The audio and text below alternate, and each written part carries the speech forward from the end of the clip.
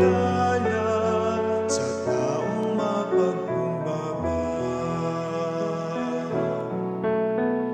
Jesus na aking kapatid, sa bukid ka nagtatanim, o sa palengke rin naman, ikaw ay naghahanap buhay. Dulutan mong aking mata, mamulat sa katotohanan.